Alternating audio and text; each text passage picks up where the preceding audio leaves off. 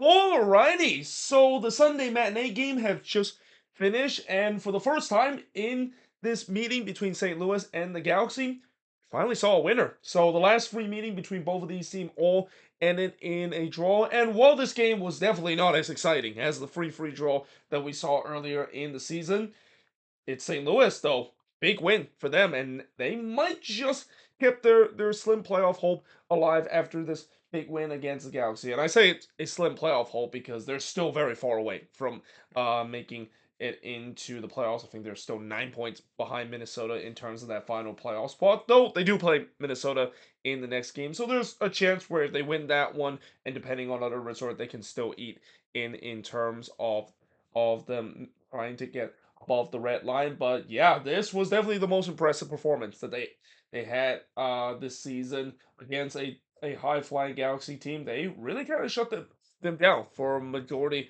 of this game. Now, early on, the first shot of the game did see Betcher shot deflected off of his own teammate and right to McCarthy. And early on, you just kind of had a sense that, yeah, that doesn't seem like it's a good omen when you decided to have a shot that is deflected off of your own teammate. That turns out to be false because St. Louis was on the front foot. They had most of the possession, and they were rewarded of them with a positive start by getting the opening goal of the game. It's Teuscher, the one that gets the opening goal for St. Louis in this one. There was actually a brief check to see whether or not if Teuscher kind of handballed this one because the ball did kind of pop up, and that I think in the end they got this one right. I don't think there was enough to overturn this one, and that and anytime when you have a play that is kind of hard to tell, it's not enough to overturn it, and I think VAR definitely got this one right. So yeah, St. Louis were leading 1-0 up to this point. Brugman did look to respond, but he was denied by Berkey before Painso had a shot that was deflected and was just about to be able to tip over by Berkey because that was a weird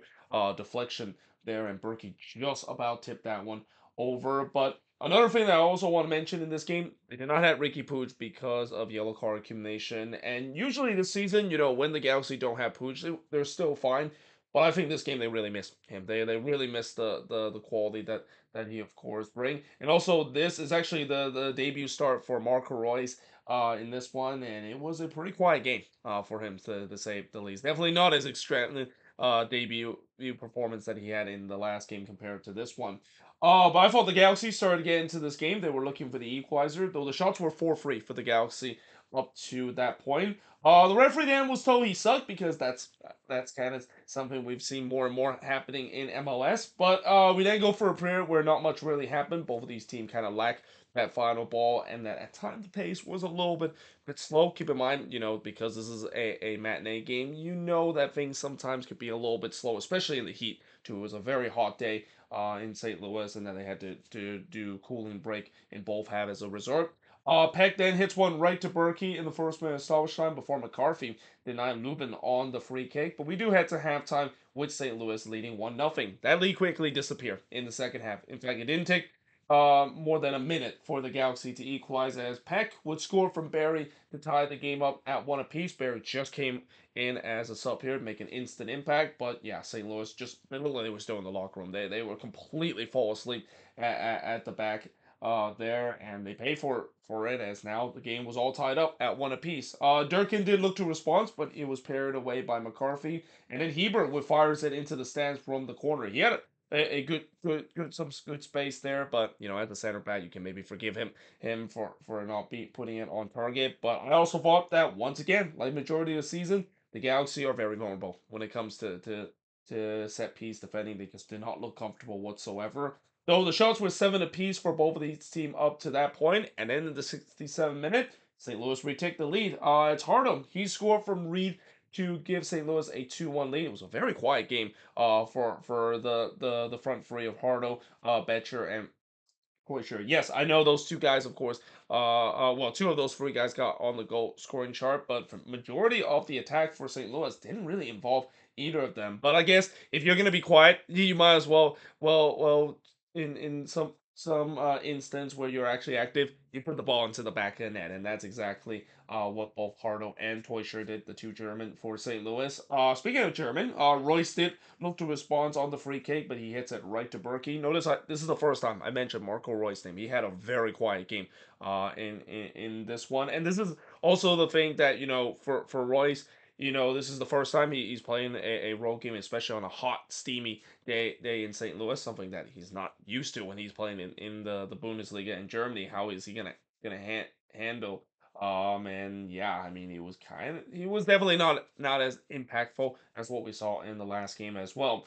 But there was no doubt that I also thought St. Louis started to sit deep, and that's not good news if you're a St. Louis fan seeing them sit deep, because that was the problem that they had against the Portland Timbers, where anytime, and I've said this many times, when teams decide to go defensive and go prevented late in the games, it's not going to go so well for them. There's a reason why I invented the phrase row heave mode, because I've seen that so many times with Adrian Heath with Minnesota, just going into that row heave mode, kind of bunker and hope we pray for it a win, and that just doesn't work out whatsoever. Now, to St. Louis credit, they did start to open up a little bit. McCarthy did deny Reed from long range as the Galaxy continue to try to push for the equalizer, but they just continue to look flat, and St. Louis has defended very well up to this point. There was a shout for a handball in the box for the Galaxy, not given. Joveljic would then hits it right to Berkey, and then this is a big important note I want to mention. Usually I don't mention players getting yellow card, but Josep Painter got a yellow card for dissent, and coming to this game, he was one yellow card away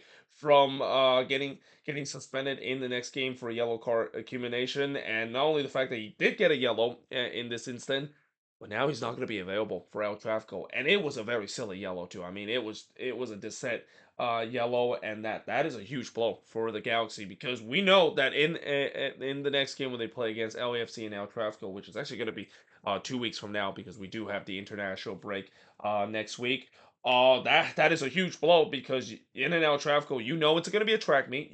Know you need to have some pace, especially in the wing area. Painter, of course, probably one of the fastest player in the league to do so, and that is a huge blow now that he's not going to be available, and really just a silly yellow card to do so. I understand. Yes, you're frustrated that you're about to lose a game, which is something the Galaxy have not done a lot recently. But there's just no need to get a yellow for that, especially now. Now you're going to be missing probably one of the biggest, if not the biggest game of the season for the Galaxy if they want to secure first spot in the Western Conference against LAFC in El Trafico. But yeah, in the end, St. Louis, they were able to comfortably hold on to win 2-1 in this one. The shots in this one, not really a lot of shots in this one. 9 shots for the 10 that the Galaxy had, 6 shots on goal for the 5 that St. Louis had, 2 shots off target for the none that the Galaxy had, 4 shots that was blocked for the 2 that St. Louis had, and possession-wise, 53% possession compared to 47% possession that St. Louis has. So again, St. Louis, they still have a bit of a faint hope in terms of making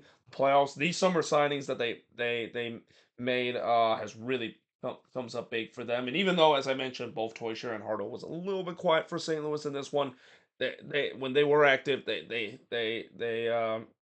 ends up on the score sheet, and that's huge. I mean, you can have a quiet day, but if you are able to be active at least at one point and put the ball into the back net, nobody cares that you have a quiet day for the rest of the game. But for the Galaxy, yeah, this is definitely one of the more poor performances that they've had on the road. They had some of these road performances where they just don't look like a team that it is currently at the top of the Western Conference, and there's no doubt that Greg Vanney's going to have to figure things out, because again, the next game is huge against LAFC and El Trafico. Not only it's the rivalry, but that could be a matchup that could decide first place. Because something tells me with the way that RSL I know RSL did get a win, but they kind of been struggling lately. Colorado might make some noise, but they're kind of far behind. I feel like it's kind of between one of these LA teams to take top spot in the Western Conference. Will it be the Galaxy or will it be LAFC?